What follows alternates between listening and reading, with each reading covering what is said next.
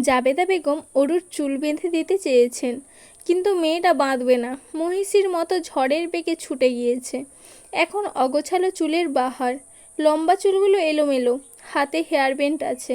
তন্ময় সিঁড়ির মাথায় থমকে দাঁড়ায়। তার দেখা দেখি অরুও থেমে যায়। তন্ময়ের হাতের ইশারা দেখে কিছুটা কাছে এগিয়ে প্রশ্ন করে, কি হয়েছে? ছাদে যাবেন না? ব্যায়াম করবেন না? এদিকে আয়, হেয়ার ব্যান্ড দে। অরু হেয়ার ব্যান্ডটি খুলে দেয়। চেনা পরিচিত ভঙ্গিতে পিঠ তন্ময়ের দিকে তাক করে দাঁড়িয়ে পড়ে, যেন সে জানে কি করতে চাই তন্ময়। আচার আচরণে সবটাই স্পষ্ট। তন্ময় বাম হাতে হেয়ার ব্যান্ড নিয়ে ওর চুলগুলো দুহাতে পেঁচিয়ে নেয়। উঁচু করে ঝুঁটি করে দিতেই অগোছালো চুলগুলো কিছুটা বাধ্যগত হয়। ওরু তখন লাজুক ভঙ্গিতে ছটফটে আচরণ করছে। গাল দুটো কেমন ফুলে উঠেছে, পাপড়ি কাঁপছে, পলক ফেলছে অস্বাভাবিক রকম। তন্ময়ের গাঢ় চোখে অরুর কার্যকলাপ ঘুরছে। একসময় টেনে হিঁচড়ে নজর ফিরিয়ে নেয়, সাবলীল ভঙ্গিতে সামনে পা বাড়ায়, অথচ ভেতরে এক অদ্ভুত ব্যাকুলতা। ছুঁয়ে দেবার প্রকট ইচ্ছেটা গোপনে দমন করা। সুন্দর পরিষ্কার পরিচ্ছন্ন ছাদ, হরেক রকমের রং বেরঙের ফুলগাছের টব সাজানো। জমিনের চারিপাশে ছড়িয়ে ছিটিয়ে পড়ে আছে ফুলের পাপড়ি। বাতাসে সেগুলো এদিক সেদিক নড়ছে। সিলভার রঙের একটি বড়সড় দোলনাও মধ্যে বসানো। আজকের আবহাওয়া দারুণ। আশপাশ শান্ত। নীলাভ সাদা আকাশের এক কোণে রক্তিম আভা ফুটে উঠেছে ধীরে ধীরে। সূর্যমামা মাথা উঁকিঝুঁকি মেরে দেখা দিচ্ছে যেন। গুনগুন বাতাস বইছে চারিপাশে। মিষ্টি সুগন্ধ প্রকৃতিই ছড়িয়েছে। মোহনীয় এই সৌন্দর্যের অন্ত ঘটাতে দৈত্য অরু হুড়মুড়িয়ে ছাদে ওঠে, জুতো জমিনে ঘষে প্রকট শব্দ তুলে।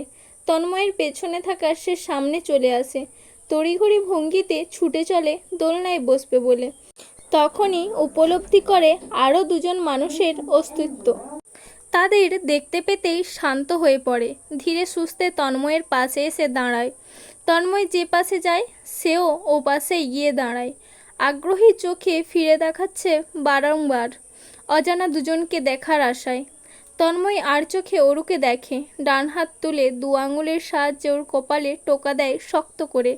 মুহূর্তে দৃষ্টি ফিরিয়ে আনে মেয়েটা। আর্তনাদ করে কপাল ঘষতে শুরু করে।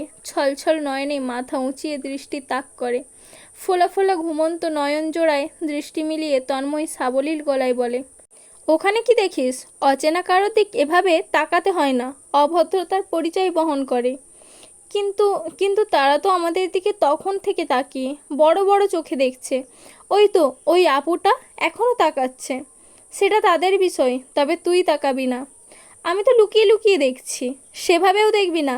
তাহলে কি আপনি লুকিয়ে তাকাবেন? আমি কেন তাকাবো? দেখার জন্য। দেখার মতো ওখানে কিছু আছে? নেই? তন্ময় দীর্ঘশ্বাস ফেলে চুপ।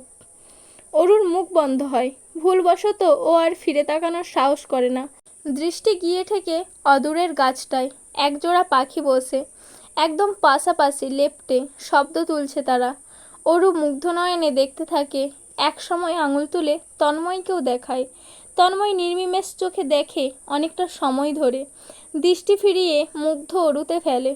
তার ইচ্ছে করলো অরুর একটা ছবি তোলার। তুলবে কি ভাবতে ভাবতেই পকেটে হাত ঢোকায়। চটজলদি সেলফোন বের করে খুব অগোচরেই একটা ছবি তুলে নেয়। এলোমেলো অরুর একটি স্নিগ্ধ শান্ত ছবি। ছবিটি তুলে সে জুম করে দেখে নেয় একবার। অরু প্রশ্ন করে আগ্রহী গলায়, ব্যায়াম করবেন না? আমার ব্যায়াম করা নিয়ে তোর এত কনসার্ন কেন? আপনি না বললেন ব্যায়াম করবেন? কখন বললাম? মানে আপনি তো করেন। তো এমনি কিছু না। অরু হাঁসফাঁস করে চুপসে যায় অন্যদিকে ফিরে। ছাদে থাকা তরুণ তরুণী ইতোমধ্যে চলে গিয়েছে। তন্ময় আরও কিছুক্ষণ থাকে। অরুকে দোল খাওয়ায় সময় দিয়ে। হাত ঘড়িতে সময় দেখতে থাকে। পাক্কা 15 মিনিট পর অরুকে নিয়ে নিচে নামে আসে। তার কাজ আছে। অরুকে বাসার মোড়ে পৌঁছে সে নিজ গন্তব্যে যাবে। তন্ময়ের জবটা হয় মিসিং পোস্ট ছিল বলেই পরদিনই জয়েনিং করেছে এবং কাজের সূত্রে দীর্ঘদিন ব্যস্ত থাকে। 12 জন নতুন কর্মচারীদের জুনিয়র ডিরেক্টর সে। তার আন্ডারে কাজ করে। দায়িত্ব সম্পূর্ণ তার ওপর, অর্থাৎ কাজের প্রেসার খুব। কোনো অফ ডে পায়নি সে। কাল শুক্রবার, অফ ডে, তাই আজ 5টায় অফিস থেকে বেরিয়েছে। বেরোতেই কপালে বিন্দু বিন্দু ঘাম জমে গিয়েছে, পিঠের শার্ট ভিজতে শুরু করেছে, শরীর জ্বলছে, কিছুক্ষণের মধ্যে গরমে ঝলসে যাবে যেন। সারা বছর এসিতে থাকায় এই বেহাল দশা তার। শুধু যে তার তা নয়, জাবেদা বেগমেরও খারাপ অবস্থা। মা তার কিচ্ছুটি মুখে বলে না, তবে তন্ময় বোঝে। চোখ গেল অদূরে, একটি গাড়ি দাঁড়িয়ে গাছের আড়ালে। তন্ময় চিনে নিয়েছে গাড়িটা। শাহজাহান মোস্তফা সাহেবের গাড়ি চিনতে ভুল হবার কথা নয় তার। অগোচরে হেসে নজর ফেরায়। প্রায় 2-1 দিন পরপরই সে বাবার গাড়িটা দেখে। ভেতরের মানুষটাকে না দেখেও বুঝতে পারে তার হাহাকার। আহ, কতদিন কথা হয় না, দেখা হয় না, একসাথে বসে চা কফি খাওয়া হয় না, শোনা হয় না তার নামের ডাকখানা। দীর্ঘ নিঃশ্বাস বেরিয়ে আসে ভেতর থেকে। কিছুটা হেঁটে গিয়ে রিক্সা দাঁড় করায়, উঠে পড়ে ব্যস্ত পায়ে। আরেকবার আর চোখে দেখে নেয় আড়ালে থাকা গাড়িটা। সে সময় ফোনে বাজে। পকেট থেকে বের করে চোখ বুলায় স্ক্রিনে। মাহিনের কল। সে রিসিভ করে শান্ত গলায় বলে, আসছি। রিক্সাটা যেতেই গাড়িটা আড়াল হতে বেরোয়। রাস্তার নামে ড্রাইভিংয়ে বসা ড্রাইভার রফিক মিয়া প্রশ্ন করেন, স্যার, তন্ময় বাবাকে ফলো করব? মোস্তফা সাহেব গম্ভীর মুখে বন্ধ জানালার পানে চেয়ে নিশ্চুপ হয়ে আছেন। রফিক মিয়া লুকিং গ্লাস দিয়ে স্পষ্ট মোস্তফা সাহেবের লাল চোখজোড়া দেখতে পারছেন, ঘামে ভেজা কপালখানাও দৃষ্টির মধ্যে। ঠোঁট ভিজিয়ে তিনি ছোট্ট স্বরে ডাকেন, স্যার, এসিটা অন করে দেই, ঘেমে যাচ্ছেন। না। জি আচ্ছা। গাড়ির মধ্যে নিস্তব্ধতা বয়ে চলেছে। মোস্তফা সাহেব কথা বললেন না দীর্ঘ সময়। রফিক মিয়াও আগ বাড়িয়ে কথা বলার সাহস পেলেন না। চুপচাপ বসে। গাড়ির ইঞ্জিন বন্ধ, আর চোখে লুকিং গ্লাসে তাকাচ্ছেন বারবার। এক পর্যায়ে শুনতে পেলেন মোস্তফা সাহেবের গলা। অভিমান উপচে পড়ছে। খুব শুকনো লাগছে না দেখতে? শুকিয়ে গেছে। গায়ের রং চেপেছে। গরম একটুও সহ্য করতে পারে না। সচরাচর গাড়ি ছাড়া চলাচল করে না, অথচ এখন কিভাবে চলছে। গাড়ি পাঠালাম, অ্যাকসেপ্ট করলো না, ফেরত পাঠালো। কার্ডগুলোও নিল না। কার সাথে এত জেদ ওদের? জেদ কি ওদের একার আছে? আমার নেই? রফিক মিয়ার মায়া হলো। বাবা ছেলের দারুণ বন্ডিং চোখের সামনে নদীর জলে ভেসে যাচ্ছে। দুজন দুদিক দিয়েই কষ্ট পাচ্ছে একটি সাধারণ বিষয় নিয়ে। তিনি সাধারণত গলায় বড্ড ভেবেচিন্তে বলেন, স্যার, তন্ময় বাবার ইচ্ছেটা পূর্ণ করে দিলেই তো সব ঠিকঠাক হয়। তুমি জানো ওর ইচ্ছেটা কি? না স্যার। তাহলে মুখ বন্ধ করে গাড়ি চালাও, বাসায় যাব। চুপসে যায় রফিক মিয়া। জিজ্ঞেস করার আর সাহস হয় না মনের গহীনে থাকা প্রশ্নটি। কি এমন ইচ্ছে যে পূর্ণ করা যাচ্ছে না? রক্তিম আভা আকাশ জুড়ে। সন্ধ্যা ঘনিয়ে এসেছে। উত্তরার আগে পঞ্চবতীর পাশে গিয়েছে নদীর স্রোত। নদী ঘিরে রয়েছে অহরহ জাহাজ, নৌকা। পাশেই কফি চায়ের স্টল, ফুচকা চটপটির খোলামেলা দোকান। হিমশীতল বাতাস বইছে সেখানে।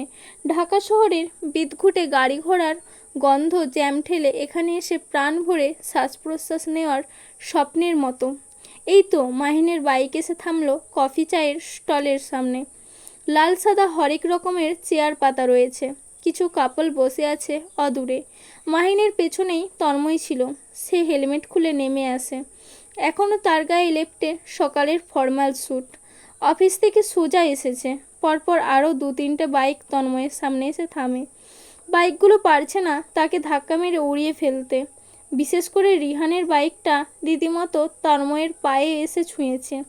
তন্ময় সরে দাঁড়ায়, প্যান্ট ছাড়া দেয়। শান্তশিষ্ট জায়গাখানা মুহূর্তেই তাদের হইচয়ের শব্দে অশান্ত হয়ে ওঠে। মাহিন চেঁচিয়ে 7 কাপ কফির অর্ডার দিয়ে আসে। গোলাকার ভঙ্গিতে সবাই বসেছে। নদী ঘেঁষে তন্ময়ের চেয়ার। বাতাসের তোড়ে কপালের ঘাম মুছে গিয়েছে। ঠান্ডা বাতাসে শরীর শীতল। চোখ বন্ধ করে লম্বা শ্বাস নেয়। তার পাশে সুহানি বসেছে। ফ্রেন্ডদের মধ্যে সুহানি চুপচাপ। মেয়ে মানুষ, তাই হয়তো বাকিগুলোর কথাবার্তার নামে হইচই করছে সমানে। খুব ছোট গলায় সুহানি প্রশ্ন করে, কেমন কাজের চাপ? মোটামুটি। আঙ্কেল এখনও কিছু বলেনি? তন্ময় হাসে। কি বলবে? এই যে অরু শুধু তোর, এবং তোর হাতেই ওকে তুলে দিবে। তন্ময় হাসে, মুখে কিছু বলে না। পকেটে ফোনটা টুনটুন শব্দ তুলছে। তন্ময় সেলফোন বের করে চোখের সামনে ধরে। অরুর মেসেজ। একটি পায়ের ছবি পাঠিয়েছে। নুপুর পড়েছে, সাদা পায়ে রূপার নুপুর। রিনঝিন শব্দ তুলে নিশ্চয়ই। এই নূপুর পরে তন্ময়ের চারিপাশে না হাঁটলে পড়ার কোনো সার্থকতা আছে? নেই, একদমই নেই। গুনে গুনে 15 দিন ধরে অরুকে দেখা হয় না। চোখের তৃষ্ণা মেটাতে, বক্ষের অশান্তি দূর করতে অরুকে দেখা দরকার। একবার কি রাস্তার মোড়ে পৌঁছে অরুকে বেরোতে বলবে?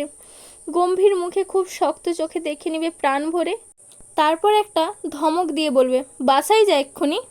ব্যাস, অরু নিশ্চয়ই কিছু বুঝতে পারবে না। ওই মেয়েটা তো গাধা, গাধার মতো শুধু লুটুর পুটুর চোখে তাকায়। তবে তন্ময়ের মন বুঝে না, দৃষ্টি চিনে না। অরু একটা অবুঝ বালিকা। ঘড়ির কাঁটা ঘুরছে রাত 11:10। গরম গরম 2 কাপ চা শেষ করেও তন্ময় সিদ্ধান্ত নিতে পারলো না অরুকে কি বেরোতে বলবে একটু, নাকি বলবে না। দোটানায় সে অনেকক্ষণ ধরে দাঁড়িয়ে ব্যস্ত পায়ে পায়চারিও করছে। চুলগুলো 2 হাত কপালের উপর উঠিয়ে নেয়। দেখতে পায় একজন আগন্তুক আসছে তার দিকে। কাছাকাছি আসতেই চিনতে পারে অয়ন, ছেলেটা তাদের পাশের বাড়ির। খুব ভালো সম্পর্ক তাদের দু পরিবারের মধ্যে। অয়নের সাথে মাঝে মধ্যে কথাবার্তা হয় চা খেতে খেতে। তন্ময়কে দেখেই সালাম দেয় অয়ন। বাড়ন্ত বয়সী ছেলেটা গভীর শ্রদ্ধাশীল গলায় ডাকে, তন্ময় ভাই, এখানে দাঁড়িয়ে যে? এই তো, এভাবেই। চা নেই দুটো?